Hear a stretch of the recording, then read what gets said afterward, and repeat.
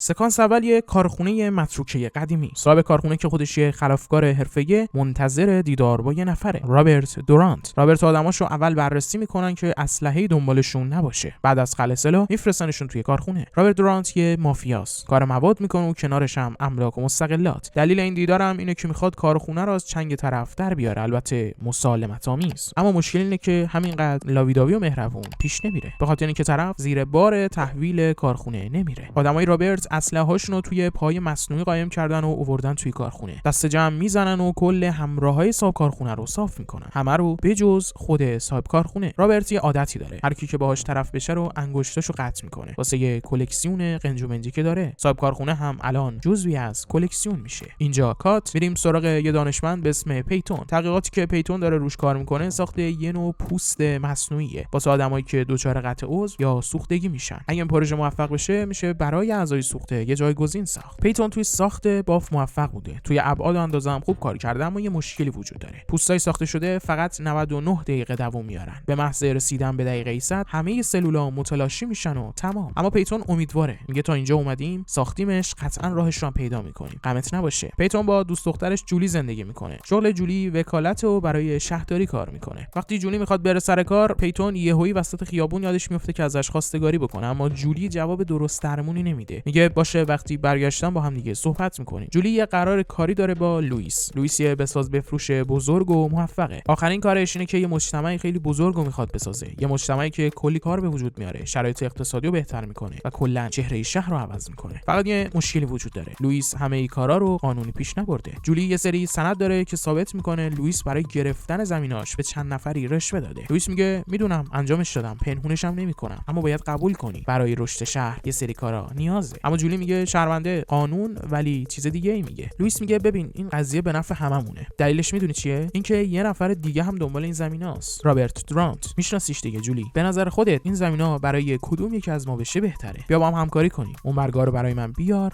و تمام. پیتون روزی از نو داره روی همون پروژه کار میکنه. وسط کار یهو برقای آزمایشگاه میره. با رفتن برقا نمونه‌ای ساخته شده جدید 99 دقیقه رو رد میکنه، اما از بین نمیره. انگار نوره که ثبات نمونه ها رو از بین میبرده. توی تاریکی همه چیز درسته. گروه رابرت دورانت ریختن توی آزمایشگاه دنبال همون برگه هایی که دیشب جولی توی خونه جا گذاشته. نباید شاهدی بمونه. واسه همین دستیار پیتون رو میکشن. دستای پیتون رو هم با برق میسوزونن و سرشو میکنن توی اسید تا بسوزه. بعد از کشتن پیتون و دستیارش همه برگه ها رو برمیدارن و کل آزمایشگاه رو هم منفجر میکنن. موج انفجار جنازه پیتون از پنجره پرت میکنه بیرون توی رودخونه. اگه تا اینجا ویدیو رو حال کردی حتما سابسکرایب کن و ویدیو رو هم لایک کن. مرسی. جولی پیتون رو خاکسپاری میکنه. البته فقط یه جنازه توی آزمایشگاه پیدا شده که به دلیل سوختگی زیاد هم نتونستن تشخیص بدن که این جنازه پیتونه یا اینکه دستیارش. همین موقع پیتون توی بیمارستان، بدنش کاملا سوخته و بامپیچی شده. بدن سوخته پیتون رو بردن برای یه سری آزمایش‌های علمی. دکتر توضیح میده. میگه ما دردا رو با یه سری رشته‌های عصبی متوجه میشیم. کاری که ما کردیم اینه که تمام این رشته‌ها رو قطع کردیم. اینجوری دیگه هیچ پالس درد و سوزشی منتقل نمیشه. اصلا طرف نمیفهمه. اما این پروژه یه مشکل کوچیک داره. وقتی که پالس به مغز ارسال نمیشه، تنها چیزی که توی مغز میمونه عواطف و احساساته و همین باعث میشه رفتارهای سینوسی و پرچالش رو شخص از خودش نشون بده. به محض رفتن دکتر پیتون به هوش میاد. با یه خشم زیادی که اثر همین آزمایشه بنده رو پاره میکنه و از بیمارستان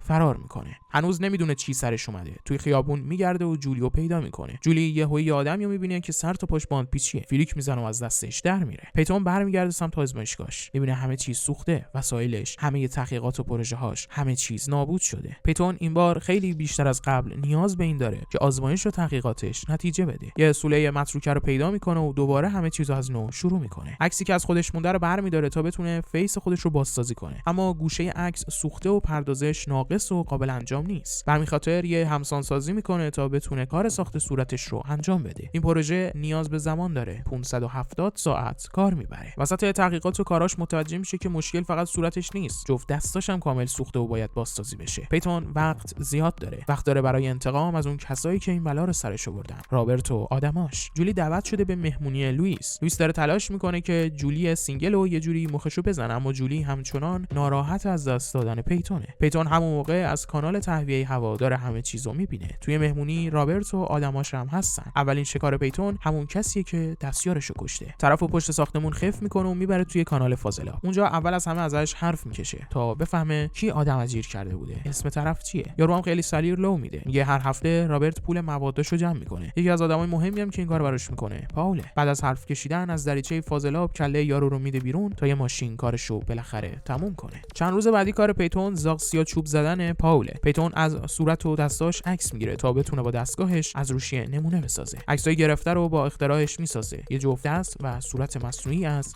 پاول. پیتون یواشکی میره توی خونه پاولی و بیهوشش میکنه تا توی تایمی که میخواد نقشه‌شو عملی بکنه براش دردسری درست نشه. بعد از بیهوش کردن لباساشو میپوشه و پوست مصنوعی رو میکشه روی صورتش. میره سر قرار تا کیف پول موادو تحویل بگیره. بعد از یه تایمی رابرت و آدماش میریزن توی خونه پاول چون دیدن که پاول پول تحویل بگیره، اما هنوز تحویل رابرت دورانت نداده. دورانت فکر میکنه برنامه پاول خیانته، میخواسته پولا رو برداره و فرار بکنه. یه سند محکمم داره. توی خونه پاول یه جفت بلیط هواپیماست. بلیطایی که پیتون گذاشته تا رابرت مطمئن بشه داستان دزدی و خیانته. رابرت برای پاول پرواز خوبی آرزو میکنه و از پنجره شوتش میکنه بیرون، پرواز را به خاطر بسپار. پیتون با صورت مصنوعی نشسته توی پیاده رو، قشنگ بغل جنازه پاول. یه زن توی خیابون هر دوتا رو میبینه و فریک میزنه. دوتا آدم کپی هم. یکی همین الان از آسمون سقوط کرده، این یکی هم نشسته اینجا به من زل زده. پوست مصنوعی داره تخریب میشه چون چیزی تا تکمیل شدن 100 دقیقه نمونده. واسه همین سریع در میره تا بتونه پوست رو از صورتش برداره. پیتون همچنان درگیر پروژه کاریش، اما اتفاق خاصی نمیفته. همچنان سر 99 دقیقه تخریب شروع میشه. همین باعث عصبانیت بیشتر و بیشتر پیتون میشه. اگه نتونه یه پوست با ماندگاری دائمی درست بکنه، دیگه نمیتونه به زندگی قبلش برگرده.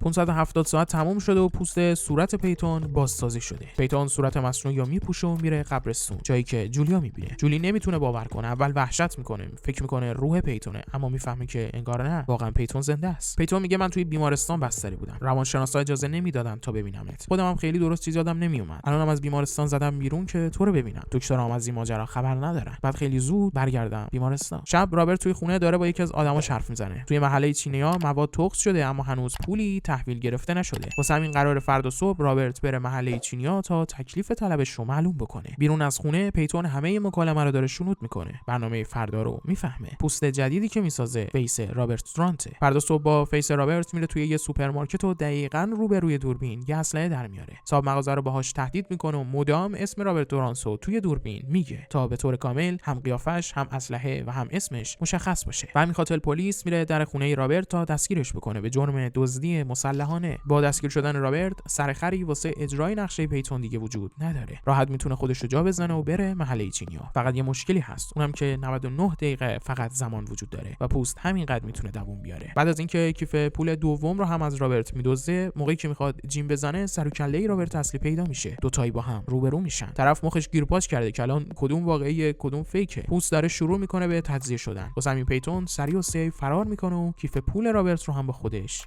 میبره.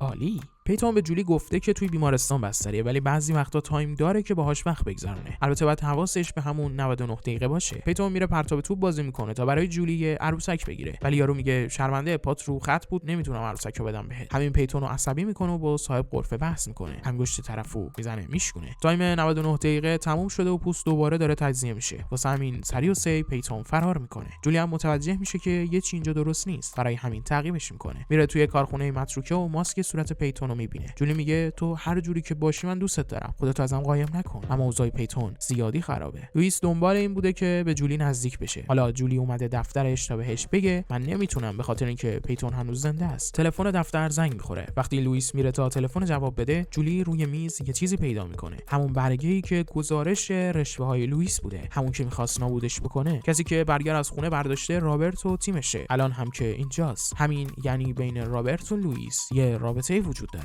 کسی هم که از این اتفاقا با خبره جولیه و پیتونی که تا حالا فکر می‌کردن مرده. بعد از رفتن جولی، لوئیس زنگ میزنه به رابرت تا ببینتش. بهش میگه مثل اینکه اشتباه کردی رفیق، یارو دانشمند هنوز زنده است. میخوام برام پیداش کنی و کلک کارو بکنی. رابرت با تعقیب کردن جولی همون کارخونه متروکه رو پیدا میکنه، همون جایی که پیتون مخفی شده. رابرت و آدماش سر میرسن و جولیو میدزدن. ما بقیه هم میرن توی ساختمون بالا سر پیتون تا کارشو یه سری کنن. پیتون روی پشت بوما میدوه، ماشین رو تعقیب میکنه. رابرت هم با هلیکوپتر میفته دنبالش به قصد واسه کشتن و یه بار دیگه آتیش زدنش. پیتون دوباره سر از مخفیگاه خودش در میاره. دو تا از آدمای رابرت هم اومدن توی ساختمون تا ترتیبشو بدن. پیتون یکی رو دستگیر میکنه و ماسک صورت خودش رو تن یارو میکنه. نفر دومم که فکر میکنه پیتونه خلاصش میکنه. خودش رو هم پیتون خلاص میکنه. بعدش هم میره روی سقف کارخونه، جایی که هلیکوپتر رابرته. سعی میکنه رابرت رو خفت بکنه. اونم دستور میده هلیکوپتر رو ببرن بالا تا پیتون شوت بشه و بیفته پایین. پیتون رو پرت میکنه اما آویزون میشه به تنابی که به هلیکوپتر وصله. خلبان شروع میکنه تاب دادن هلیکوپتر تا پیتون رو بندازه پایین، ولی بیفایده است. وقتی ارتفاع کم میکنه تا شاید بخوره به ماشینا و کشته بشه، پیتون قلابو میندازه عقب یه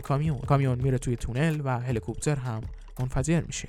همون شب یه قرار ملاقاتی بوده بین رابرت و لوئیس، اما رابرت الان کشته شده. پیتون دوباره ماسکش رو برمی‌داره تا بتونه لوئیس رو باهاش گول بزنه و ترتیبش رو بده. اینجوری میتونه جون جولی رو هم نجات بده. پیتون دنبال لوئیس میرن بالای همون ابر پروژه‌ای که لوئیس داره میسازه. جولی هم اونجاست. لوئیس از همون اول داستان ماسک و کشته شدن رابرت رو فهمیده. ماسک از صورتش برمی‌داره و با هم درگیر میشن. نتیجهش اینه که پیتون لوئیس رو پرت میکنه پایین و ترتیب این یکی رو هم میده. جولی بالاخره از واقعیت با خبر شده. صورت پیتون رو میبینه. جولی میگه تو میتونی درستش کنی، من کنارتم. اما پیتون میگه دیگه نمیشه. این فقط صورتم نیست که سوخته، من از درون تغییر کردم جولی. من الان یه مانسترم، یه هیولا. نمیتونم اون زندگی نرمالی که تو میخوای رو بهت بدم. پیتون جولی رو ول میکنه و میره. جولی دنبالش میکنه اما دیگه بیفایده است. پیتون تبدیل شده به آدمی که همه هست و هیچ کس نیست، همه جا هست و هیچ جا نیست. پیتون تبدیل شده به دارکمن. این بود از خلاصه فیلم دارکمن تولید 1990. فکر می‌کنم این اولین فیلمی باشه از قرن 20 که داریم تو این چنل خلاصش می‌کنیم. اگه بخوای به این فیلم ایراد بگیری یا از توش سوراخ پیدا بکنی تا دلت بخواد توش باگ و سوتی هست، ولی در کل اگه بخوام به این فیلم نمره بدم، نمره من 6.5. خیلی دوست دارم نظر شما رو هم در مورد این فیلم بدونم و همینطور نمرتون رو هم توی کامنت ها برام بنویسید. حالا که تا اینجا اومدی بریم سراغ معرفی فیلم بعدی. یه سرباز آمریکایی توی عراق که گرفتار یه تک‌تیرانداز حرفه‌ای شده، اسنایپری که معروف به ملک الموت. حدود 20 ساعته که روی زمین دراز کشیده و هر تکونی که بخوره با تیر کشته میشه. نه راه پس داره نه راه پیش. حالا باید دید چه اتفاقی براش میفته. این خلاصه فیلمیه که همین الان روی صفحه داره بهت ساجست میشه. پیشنهاد می‌کنم حتما ببینیش. اگه این ویدیو رو دوست داشتی حتما لایکش کن و کانال خودت رو هم سابسکرایب کن. از وقتی که گذاشتی ازت صمیمانه متشکرم و در پایان بوس بهت. سم سینما خلاصه فیلم های اعلان دار. سم سینما بهترین کانال خلاصه فیلم دنیا.